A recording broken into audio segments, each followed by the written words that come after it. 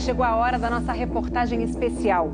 Há 30 anos, objetos voadores não identificados foram perseguidos por aviões caça da Força Aérea Brasileira nas áreas de São Paulo e do Rio de Janeiro.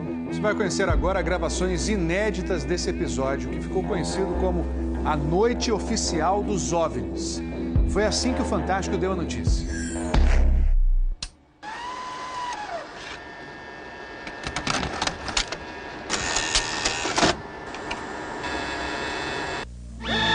Esta semana, altas autoridades militares do Brasil admitiram publicamente pela primeira vez ter visto objetos voadores não identificados, os OVNIs. O próprio ministro da Aeronáutica, Brigadeiro Moreira Lima, deu a entrevista para informar que pilotos das bases de Santa Cruz, no Rio de Janeiro, e de Anápolis, em Goiás, chegaram até a perseguir e a ser perseguidos pelos objetos voadores não identificados na região de São José dos Campos, sobre o Vale do Paraíba, e trechos do estado do Rio de Janeiro. Eram 21 OVNIs, segundo os militares, que ficaram mais de 3 horas sobrevoando o território brasileiro na noite de segunda e madrugada de terça-feira. Toda vez que é detectado algum objeto não identificado, evidentemente há um processo bastante eficiente de verificar se foi alguma aeronave que está voando sem um plano de voo aprovado, etc. Mas quando se comprova que é algo diferente, as aeronaves então são acionadas. O que ocorreu foi que os radares detectaram vários objetos não identificados. Veja agora, minuto a minuto, o que aconteceu naquele 19 de maio. Às 8h30 da noite, um ponto luminoso é avistado pelo controlador de tráfego aéreo na torre do aeroporto de São José dos Campos, São Paulo. Um avião Xingu da Embraer se aproxima para pouso e o controlador pergunta ao comandante: "Você está vendo o ponto luminoso?" O Xingu confirma o avistamento, muda a rota e tenta se aproximar do OVNI. Quem estava no comando do avião era o coronel Osiris Silva, que voltava de Brasília depois de tomar posse como presidente da Petrobras. Eu vi um objeto luminoso no espaço, parecia um astro normal. Eu voei na direção dele e após 5, 6 minutos de voo, fiquei com a impressão de que ele começou a esmaecer, a perder a intensidade e o brilho. 9h14 da noite. O controle de radar de São Paulo registra sinais sem identificação. 9h20. O controle aéreo em Brasília confirma a presença de objetos voadores não identificados. 10h23.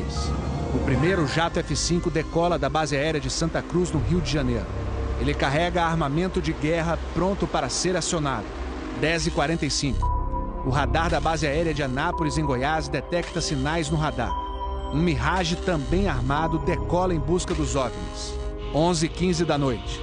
O piloto do primeiro F-5 a entrar em ação avista um ponto luminoso e começa a perseguir o objeto voador não identificado. Nosso objetivo justamente era esse, se aproximar e identificar.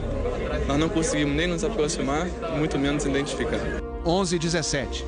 Mais um Mirage decola da base de Anápolis para perseguir os objetos. 11h20.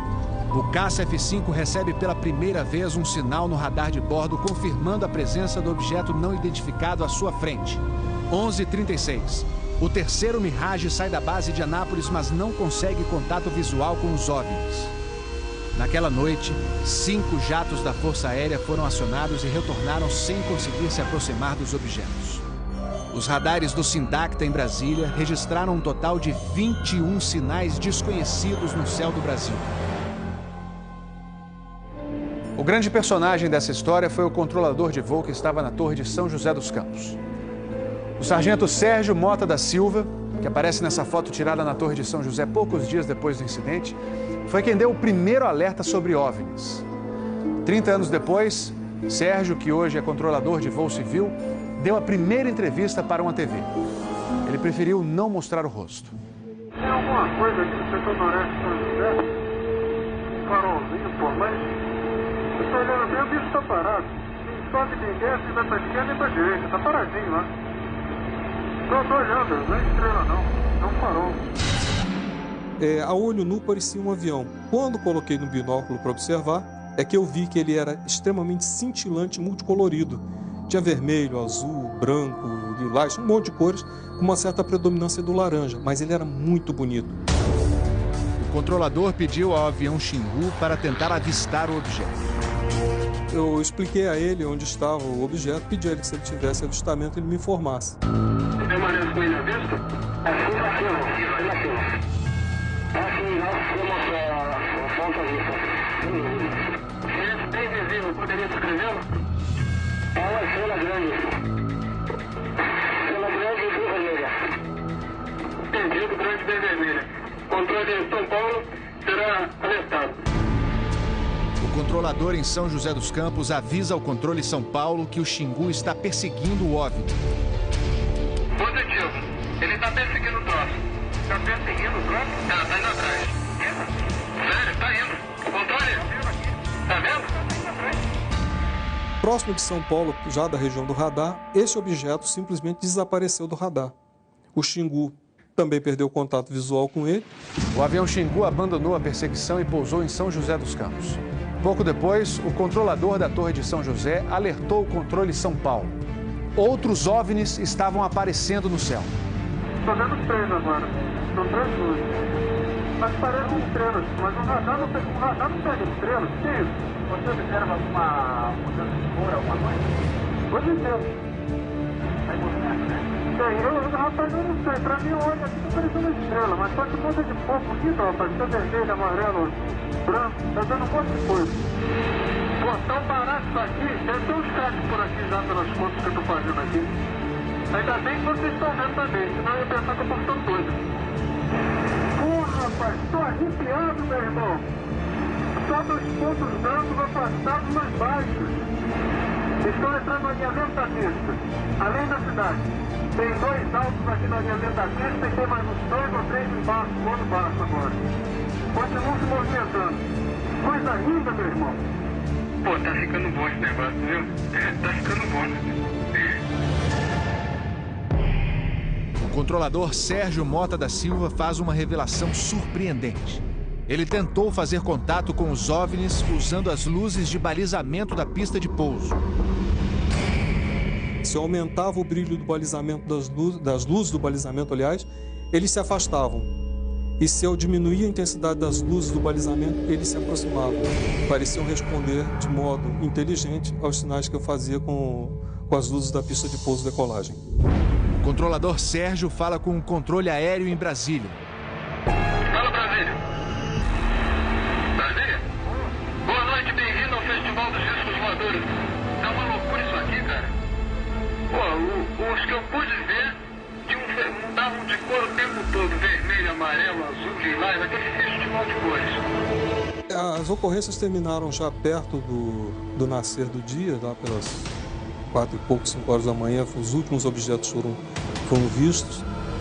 Como é que tá a situação aí? Pô, rapaz, isso aqui foi um festival. E agora, como é que tá? Agora não sei o que é mais não. Não. Você não informa nada. Positivo. Mas você não viu nada, não sabe nada. Positivo. O Fantástico também teve acesso às gravações das conversas entre os pilotos e a defesa aérea. Um desses pilotos era o capitão Armindo de Souza Viriato. Veja agora como foi que ele perseguiu um OVNI com armamento pronto para ser usado. Eu estou em contato. Confirma? Estou em contato. Prossiga nesse contato, caçador. 7. Caçador passando a Rojão. 7. Caçador passando a Rojão. No código dos pilotos, isso quer dizer que o caçador, o avião caça, entrou na situação Rojão. O míssil está pronto para disparar. Prossiga nesse contato. Bom, tem Judite agora. 7. Judite significa que o alvo está no radar. Ou seja, o piloto pode atirar se for autorizado pela defesa aérea. Mas neste momento, o alvo se afasta em alta velocidade. Está aumentando. Aumentando a distância, confirma. Afirmativo. A distância está aumentando de novo aqui. 7. Aumentando rápido, né? Comportamento muito estranho, ok? O capitão Viriato falou sobre a incrível velocidade dos OVNIs numa entrevista ao Fantástico. Essa aceleração, o radar de Brasília chegou a pegar na época de defesa aérea, deu aproximadamente Mach 15. Isso aí daria em torno de 15 mil km por hora. 15 mil quilômetros por hora é uma velocidade muito acima dos jatos mais rápidos do mundo, que chegam no máximo a 4 mil quilômetros por hora. Um documento confidencial do Comando de Defesa Aérea de junho de 1986 concluiu: os objetos produziram ecos nos radares do sistema de defesa e também nos jatos que perseguiram os OVNIs. Houve contato visual dos pilotos. Os objetos atingiram velocidades supersônicas e mostraram capacidade de acelerar e desacelerar de modo brusco. E a principal conclusão do relatório: os fenômenos são sólidos e refletem inteligência pela capacidade de acompanhar e manter distância dos observadores, como também voar informação.